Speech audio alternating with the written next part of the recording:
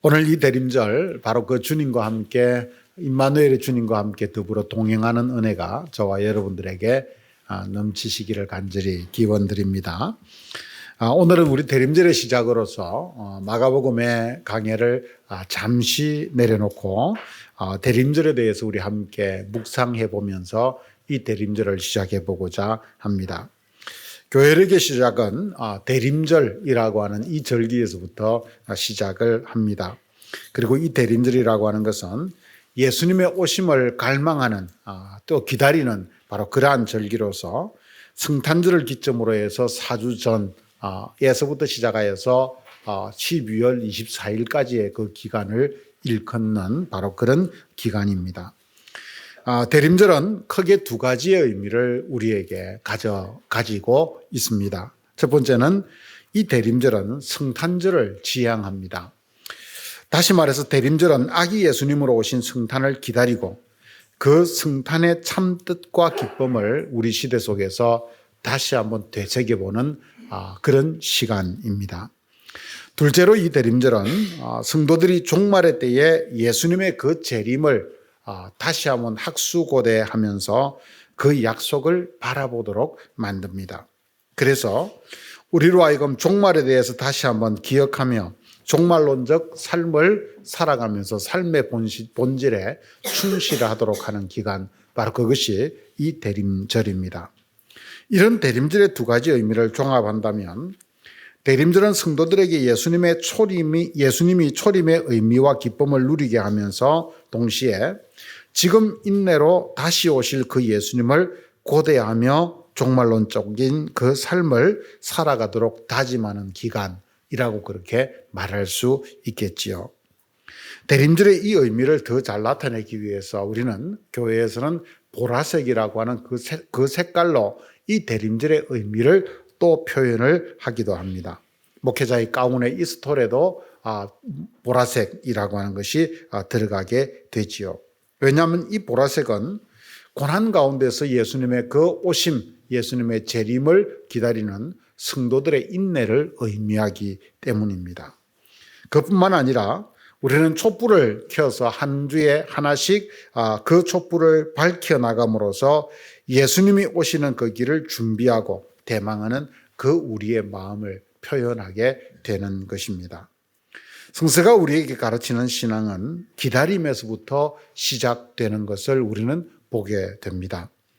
구약 성경은 우리들에게 오실 예수님에 대해서 우리들에게 예언하면서 그 예수님을 기다리는 바로 그러한 책이지요. 우리가 구약 성경을 읽어가다 보면 그 속에는 예수 그리스도의 오심에 대한 예표가 곳곳에 숨어 있는 그러한 모습을 우리는 함께 바라보게 됩니다. 그리고 그 약속을 따라서 2000년 전 이 땅에 메시아이신 예수님이 오셨고 신약은 바로 그 예수 그리스도의 이야기, 예수 그리스도의 그 복음을 우리들에게 들려주고 있습니다. 그래서 신약은 한마디로 이야기해서 구약에서 약속하셨던 그 약속의 성취입니다. 하지만 그렇다고 해서 신약은 우리들에게 오신 예수님을 전해주는 것만으로서 끝내지 않습니다. 이 신약의 결론 역시도 부활 승천하신 그 예수님이 우리에게 다시 오실 것이다 라고 하는 그 약속을 통해서 결론을 짓고 있는 것을 보게 됩니다. 그래서 신약의 마지막 책인 요한계시록 마지막 장 22장에 보면 보라 내가 속히 오리라 라고 말씀하시는 그 주님의 약속과 마라나타 주 예수여 오시옵소서 라고 하는 성도의 기다림의 고백으로 끝이 납니다. 즉 구약이 초림하신 예수님에 대한 기다림의 책이라고 이야기한다면 신약은 그 예수 그리스도의 성취와 복음을 우리에게 보여줄 뿐만 아니라 그 예수님이 부활 승천하신 예수님이 다시 우리에게 오실 것이라고 하는 그 재림에 대한 기다림으로 끝을 맺고 있는 것입니다. 예수님은 사람들에게 당신의 재림과 종말에 대해서 그래서 거듭 당신의 가르침 속에서 가르치셨던 것을 보게 됩니다.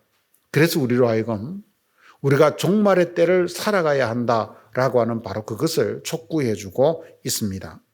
오늘 우리가 읽은 이 본문의 말씀 역시도 그것이 속해 있는 마태복음 24장과 25장 전체가 바로 다 이 예수님의 재림, 즉 묵시적 종말에 대한 말씀으로, 그 가르침으로 가득 차 있는 것을 우리는 보게 되지요. 재난의 징조와 큰 환난에 대한 말씀, 당신이 다시 오실 것에 대한 약속, 무화과 나무 잎의 비유를 통해서 세상의 끝이 다가오는 그 때를 전하는 말씀, 열처녀의 비유를 통해서 우리는 어떻게 그것을 준비해야 할 것인지를 가르치는 말씀, 달란트의 비유와 양과 염소의 비유를 통해서 그때 우리들에게 일어날 일이 무엇인지를 가르치는 말씀 등등에 이르기까지, 이 모든 것의 주제는 결국 다시 오실 그 예수님의 재림에 대한 약속과 그때에 우리가 어떻게, 그 때를 우리가 어떻게 대비하며 살아가야 할 것인지를 보여주는 말씀입니다. 오늘 우리가 읽은 말씀은 바로 그 가운데 위치하고 있는 말씀이다 라고 할 수 있지요. 이처럼 기다림은 구약과 신약을 잇는 아주 중요한 다리이자, 그리고 구약과 신약의 아주 중요한 신앙적 흐름입니다. 구약시대 신앙의 선조들은 오실 예수님을 기다렸고, 신약시대 성탄으로 오신 예수님을 만난 우리들은 그 부활 승천하신 예수님의 다시 오심을 우리는 기다려야 하는 것입니다. 그래서 성경의 마지막은 마라나타 아멘 주 예수의 오시옵소서라고 하는 고백으로 끝을 맺고 있습니다. 성경의 대단원이 바로 이 한마디의 말씀을 통해서 마치는 것입니다. 초대교인들은 기도할 때 아람어로 된 이 마라나타라고 하는 이 말씀을 외치면서 주님의 오심을 기다리고 또 기다리고 그들은 간절히 소망했습니다. 이후에 이 외침은 우리의 성도의 소망을 담은 하나의 기도문이 되었습니다. 우리는 이 외침을 듣고 말하면서 우리가 왜 이렇게 그러면 주님을 기다려야 되는지, 주님의 다시 오심을 기다려야 하는지 라고 하는 것에 대해서 우리는 다시 한번 근본적으로 물어보아야 합니다. 왜냐하면 우리는 초림하신 그 주님께서 우리와 함께 하시는 임마누엘 약속 속에서 이미 주님과 더불어서 살아가고 있기 때문입니다. 지금 주님과 더불어서, 임마누엘의 주님과 더불어서 살아가는 오늘 우리가 왜 다시 오실 주님을 기다려야 할까요? 이 기다림은 우리들에게 큰 의미를 담고 있기 때문입니다. 마라나타, 주 예수여 오소서라고 하는 이 기다림 속에는 우리의 삶의 참된 길, 즉 종말론적 삶의 길이, 우리가 걸어가야 될 종국적인 그 길이 바로 이 속에 들어있기 때문입니다. 이 땅의 삶은 미완성 속에서 살 수밖에 없고, 그래서 우리는 삶의 미성취와 미완성, 비움 속에서 살아가야 한다는 것을 바로 이 고백 하나를 통해서 우리는 비로소 깨닫게 되는 것입니다. 여러분, 우리 수많은 인생들이 살아가면서 인생이 가지는 큰 착각 중에 하나는 우리 스스로가 우리의 삶을 채우고 완성시켜 가야 한다라고 하는 그런 강박증을 가지고 있는데 있습니다. 그래서 우리의 삶을 채우는데 우리의 삶의 모든 방향이 그쪽으로 가 있고 우리는 거기에 굉장히 익숙합니다. 우리는 부족한 것을 참지 못합니다. 풍요 속에 있으면 그래서 하나님이 나와 함께 하시는 것 같고 그것만이 하나님의 축복인 것 같습니다. 하지만 우리 삶에 조그만 부족함이라도 있으면 우리는 이것이 주님의 뜻이 아닌 것 같고 주님이 나를 버리신 것 같은 그런 생각을 가집니다. 그래서 우리는 우리의 삶을 채우고 완성시키기 위해서 발버둥칩니다. 이것은 신앙인이든 아니든 대부분의 사람들의 방향이 그렇습니다. 그래서 성공지향적이 되죠. 성공하지 못하면 마치 저주를 받거나 아니면 버림받은 사람처럼 우리는 그렇게 생각을 해버리는 것입니다. 많은 사람들이 하나님이 우리 삶 속에 왜 계시지 않은가라고 하는 것에 대한 근거를 바로 이 세상의 부족함, 아니 우리 삶의 부족함에 근거를 둡니다. 즉 신정론적인 입장에서 하나님이 이 세상을 다스린다고 하는데도 불구하고 왜 악한 자가 잘 되는 이 불완전한 세상이 계속 지속되고 있는가? 왜 불의가 정의를 이기는가?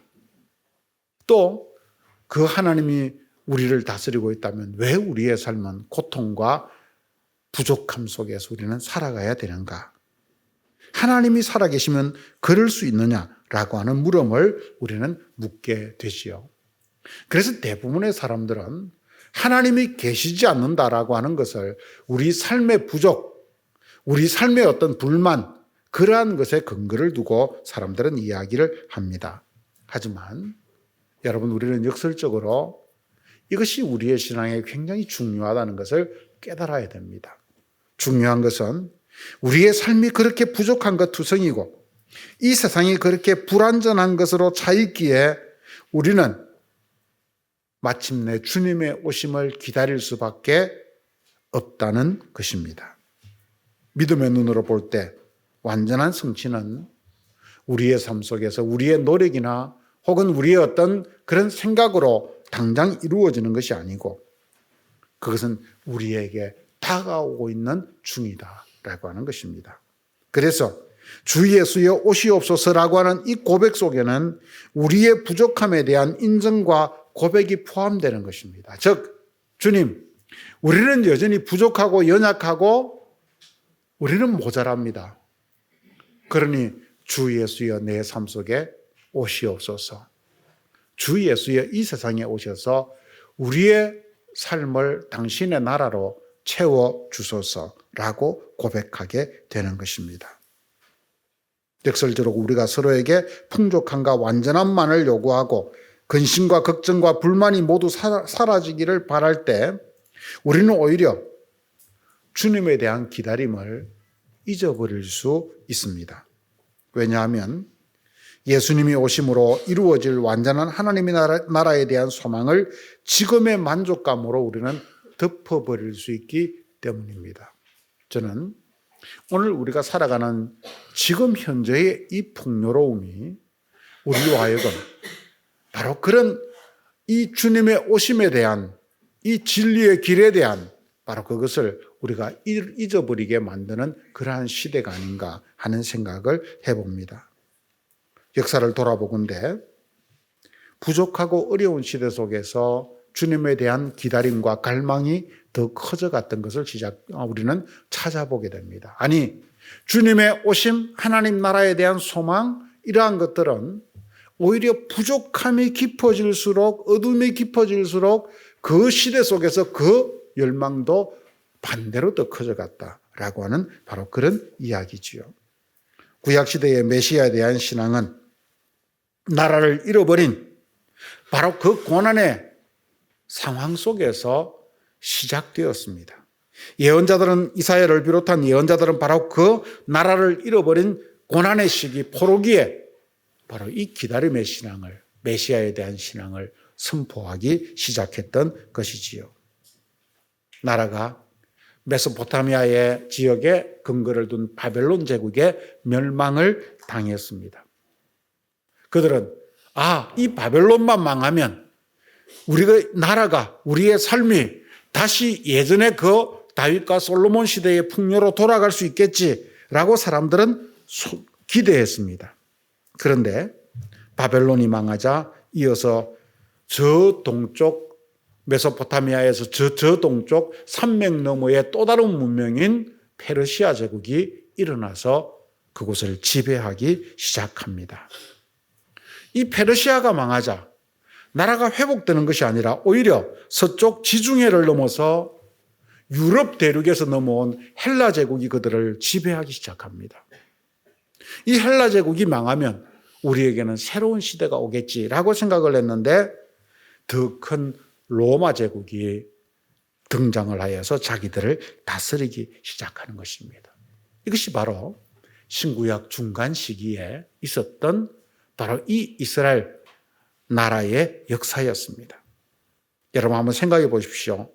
수백 년이 흘렀지만 저 어둠의 세력이 작아지고 축소되고 그래야 마침내 우리들에게 나라가 회복되는 그런 새로운 시대가 올 것인데, 그런데 그 어둠의 세력들이 점점 더 커집니다.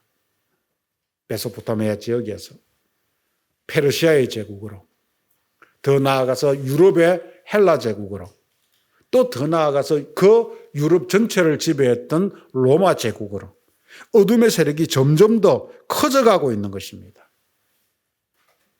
그 속에서 사람들은 마침내 그 어둠이 커지면서 메시아에 대한 기다림의 신앙도 함께 더 커져갔다라고 하는 이야기입니다. 무슨 이야기입니까?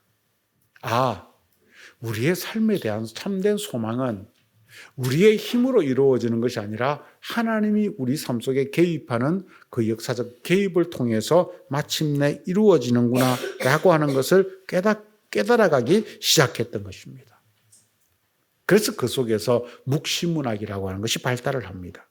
마침내 그들은 묵시적 종말의 때를 기다리게 됩니다. 즉 하나님의 절대적 개입, 바로 그것만이 우리 시대의 삶을, 우리의 삶을 바꿀 수 있구나라고 하는 것들을 그들은 비로소 깨닫게 된 것입니다. 삶의 어려움과 부족이 그들로 하여금 진리를 꿰뚫어보는 눈을 뜨게 하였던 것이지요.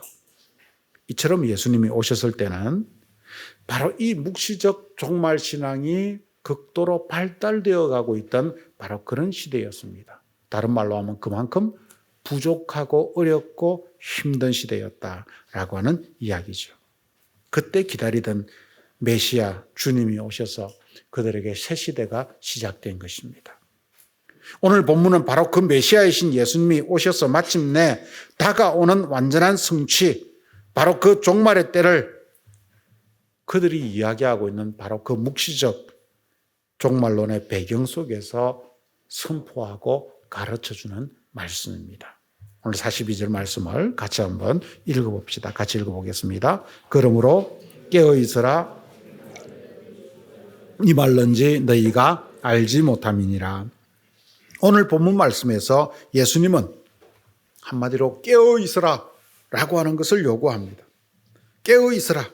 이 종말의 때를 말하면서, 마지막 때를 말하면서, 그 묵시적 종말론을 말하면서 그 때에 우리가 가져야 될 태도, 그 한 가지는 깨어있는 것이다. 이렇게 말하는 것이죠. 이 깨어있으라는 말은 이제 십자가를 앞두고 그 십자가의 죽음을 통해서 그들을 떠나게 될 주님의 마지막 준엄한 요구였습니다. 이것이 세상을 살아가는 그리스도인의 자세이기 때문입니다. 여러분, 깨어있는 사람은 어떤 사람입니까? 깨어있는 사람은 시편 90편의 말씀처럼 날수를 제대로 헤아려서 지혜를 가진 자, 바로 그것을 말합니다. 날수를 제대로 헤아리는 사람이라고 하는 것은 이 나라와 이 시대, 또 나 자신이 어디쯤 가고 있는지를 알고 있는 사람입니다. 또한 우리의 인생과 이 세상이 영원하지 않다는 것을 그 날수를 세어봄으로써 깨닫는 지혜를 가진 사람입니다. 그래서 깨어있는 사람은 자신을 끊임없이 하나님 앞에 비추어 보면서 자신의 모습을 헤아려 보는 사람입니다. 마침내 자신의 부족함과 연약함을 깨닫고, 내 삶의 희망은 오직 하나님의 은혜 속에, 하나님의 그 완전한 성길 속에만 있구나라고 하는 것을 깨닫고 아는 사람인 것입니다. 그래서 깨어있는 사람은 그런 부족함과 연약함을 불평하거나 좌절하지 않고 그 부족함과 연약함을 신앙으로 성화하여 기다림의 소망을 갖고 그 완전한 때를 내다보며 주님의 완전한 손길만을 의지하는 자인 것입니다. 여러분, 깨어있는 사람, 맛을 계속 음미해가면서 음식을 하는 사람만이 그 음식에 있어서 최고의 맛을 내고 맛볼 수 있듯이 우리의 삶도 끊임없이 돌아보며 깨어있음으로 성실하게 하루하루를 가꾸어 갈 때 우리는 마침내 하나님의 동력자, 하나님의 협력자로서 하나님 나라에 동참하는 바로 그러한 사람들로서 살아갈 수 있는 것입니다. 그래서 깨어있는 사람은 지금 여기에서 항상 주님을 기다리는 종말론적인 믿음과 삶의 태도를 잃어버리지 않게 되는 것입니다. 오늘 예수님은 우리가 깨어 있어야 될 그 이유를 강조하면서 노아의 때를 말씀해 주고 있습니다. 노아는 깨어 있었기에 하나님의 음성을 들었고 그 시대를 분간했고 홍수가 날 것을 알고 그는 배를 만들기 시작했습니다. 그리고 사람들에게 말했습니다. 곧 종말이 올 겁니다. 그러니까 나와 함께 배를 만들고 저 배에 함께 탑시다 라고 말했겠지요. 그리고 하지만 사람들은 노아의 말에 귀를 기울이지 않았습니다. 그들은 노아가 방주에 들어가는 날까지 먹고 마시고 장가들고 시집가고 하면서 홍수가 닥쳐 모두 휩쓸어 갈 때까지 아무것도 모르고 있었습니다. 그들은 자기들의 일상의 풍요 속에 매몰되어 있었고 그 속에서 자기들의 완전함과 만족함에 빠져서 그들은 살고 있었기 때문입니다. 하지만 그들은 홍수가 나서 멸망을 당할 때까지 깨닫지 못했습니다. 결국 종말의 때가 있음을 깨닫지 못하므로 그들은 마침내 멸망당하고 말았던 것입니다. 이것은 우리의 인생도 마찬가지라는 이야기죠. 성도 여러분, 오늘 우리가 노아 홍수가 일어나던 시절처럼 그렇게 우리의 일상에 만족에 완전함에 풍요로움에 매몰되어서 우리는 살아가고 있지는 않습니까? 이 세상의 부족함과 연약함에 깨어있지 못해서 어리석게도 내 삶의 완전을 내 노력과 이 땅에서의 완전으로 추구하려고 하는 어리석음을 우리 역시 여전히 범하면서 살아가고 있지 않습니까? 내 삶의 빈잔을 내가 채우리라. 내가 채울 수 있어. 라고 하는, 아니, 내가 지금 잘 채우고 있어. 라고 하는 그런 착각 속에서 우리는 우리의 삶의 본질을 잃어버리고 있지 않은지요. 산업혁명과 농업혁명의 기초를 둔 현대 문명은 지금까지 부족함과 연약함을 모르고 발전해 왔습니다. 현대 문명의 그 목표는 풍요로움과 편리함입니다. 하지만 그 풍요로움은 우리에게 깨어있는 신앙을 잃어버리게 만들었습니다. 주님께서 다시 오신다는 사실조차 잊어버리게 만들었습니다. 지금 살아가는 이것이 너무 좋다는 것이지요. 부족함이 없다는 것이지요. 그래서 우리에게 우리 삶의 어떤 종말이 다가온다고 할지라도 그것조차도 우리는 늦추고자 사람들은 어떤 유전자 조작을 통해서라도 우리의 생명을 더 지속시켜 가기를 원하고 있는 것입니다. 그 결과 교회는 점점 더 세속화되고 사람들은 삶의 본질을 잃어버리고 더 깊은 수렁 속으로 빠져들어가는 시대가 바로 오늘의 이 시대인 것입니다. 겉으로는 풍요로운데 속은, 내면은, 영혼은 더 메말라 있는 것. 바로 그것이 오늘 우리의 현실이라고 하는 이야기죠. 하지만 여러분, 지금 다시 그 풍요로움이 우리의 삶의 완성이 아니었음을 보여주는 여러 가지 신호들이 우리의 삶 속에서 끊임없이 나타나고 있는 것을 우리는 보게 됩니다. 단적인 예로 기후위기와 그로 인한 수확량의 감소, 여러 재난들은 우리의 삶이 현대 문명이 가져다 준 물질적 풍요로 결코 채워질 수 없다는 사실을 비로소 알려줍니다. 사람들이 추구한 물질 문명은 오히려 풍요는 오히려 양극화를 가져왔고, 양극화된 사회, 정치, 경제는 계층 간의 갈등과 나라 간의 전쟁의 위기를 지금 더 키워가고 있습니다.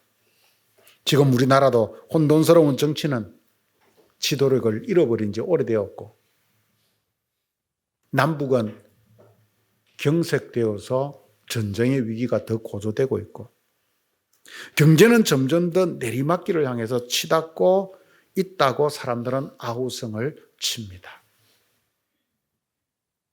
미래가 어디에 있는가라고 사람들은 걱정을 합니다. 하지만 여러분, 우리가 알아야 하는 것은 이러한 때에 우리의 삶은 이렇게 부족하고 연약한 것임을 다시 한번 깨닫고 우리의 부족함과 주님과 그 나라의 완전함에 대해서 우리는 다시 한번 새롭게 깨어 있어야 하는 것입니다. 그래서 그 시대를 보고 셀 수 있는 그런 깨어 있는 지혜자들이 되어야 하는 것입니다.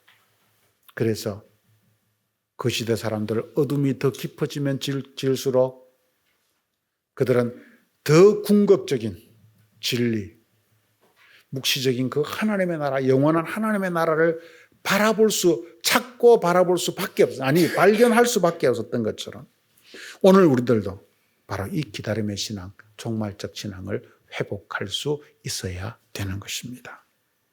사랑하는 성도 여러분, 예수님께서 우리에게 가르쳐주신 신앙은 기다리는 신앙입니다. 나라가 망하고 조국을 지배하는 세력이 점점 더 커져가는 암흑의 그 신구약 중간 시대에 메시아를 더 갈망했던 것처럼 지금 우리는 메시아이신 예수님의 재림을 기다리는 신앙을 가져야 됩니다. 이 기다림의 신앙 속에서 우리의 삶에 중요한 본질이 들어 있습니다. 우리가 지금 여기에 살아가는 삶은 불완전할 수밖에 없다라고 하는 인정인 것이지요. 우리는 연약하다라고 하는 사실이지요. 그래서 우리의 삶의 장을 하나님의 손에 의해서 이루어질 때, 우리의 삶의 장은 하나님의 손에 의해서 이루어질 때 결국 완전한 미래로 나아갈 수 있다라고 하는 것을 우리는 비로소 열어놓게 되는 것입니다. 그래서 예수님은 대림절 첫 번째 주일 우리에게 깨어 있으라고 말씀하시는 것입니다. 성탄의 주님, 우리에게 오셨던 주님은 우리에게 다시 부활 승천하신 그 주님께서 다시 오실 것이기에 우리도 깨어있는 신앙인들이 되어야 된다. 그 종말을 기억하는 사람들이 되어야 된다. 참된 완전함, 참된 만족은 바로 하나님으로부터 우리에게 오는 것이다 라고 하는 것을 우리들에게 깨우쳐주고 있는 것입니다.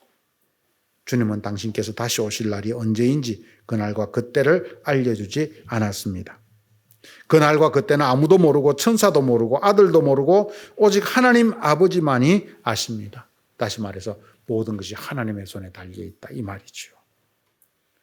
대신 주님은 우리에게 깨어있어라 라고 하는 말씀만을 강조하는 것입니다. 저 깨어있는 삶이 바로 우리의 연약함과 부족함을 넘어서서 다시 오실 주님을 소망하고 기다리게 하고 하나님의 나라의 완성을 꿈꾸게 하고 그것만이 진정한 삶의 만족으로 나아가는 진리의 길이 되기 때문입니다.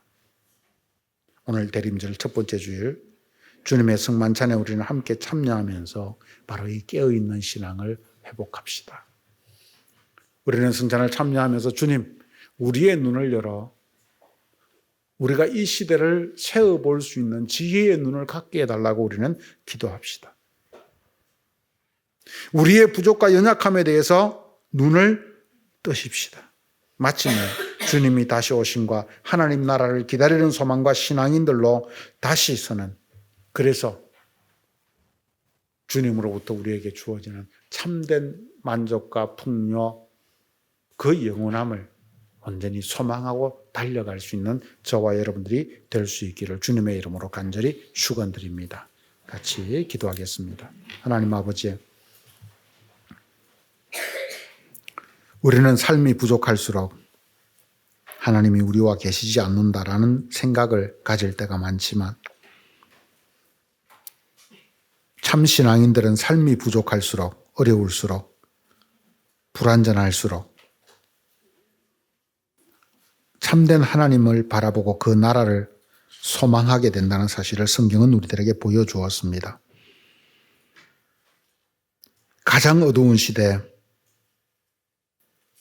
그 어둠이 극에 달해있던 대제국의 시대에 주님께서 이 땅에 오셨습니다. 그리고 주님은 하나님 나라를 우리들에게 선포해 주셨습니다. 그리고 당신께서 다시 오실 것을 우리들에게 약속해 주셨습니다. 주님, 오늘 우리가 이 기다림의 신앙을 잃어버리지 않도록 도와주시옵소서. 현대 문명이 그렇게 풍요를 쫓아왔지만 그 풍요의 끝은 멸망의 자락과 연결되어 있다는 사실을 우리는 다시 한 번 더 겸손하게 인정할 수밖에 없습니다. 그래서 우리의 영원한 소망은 오직 주님께만 있음을 다시 한번 고백하며 주님을 기다리오니 주님 우리와 함께하여 주옵소서. 우리에게 오시옵소서. 그래서 주님으로 인해서 회복되는 새 삶을 하나님 나라를 우리가 경험할 수 있도록 도와주시옵소서. 예수님의 이름으로 기도드렸습니다. 아멘.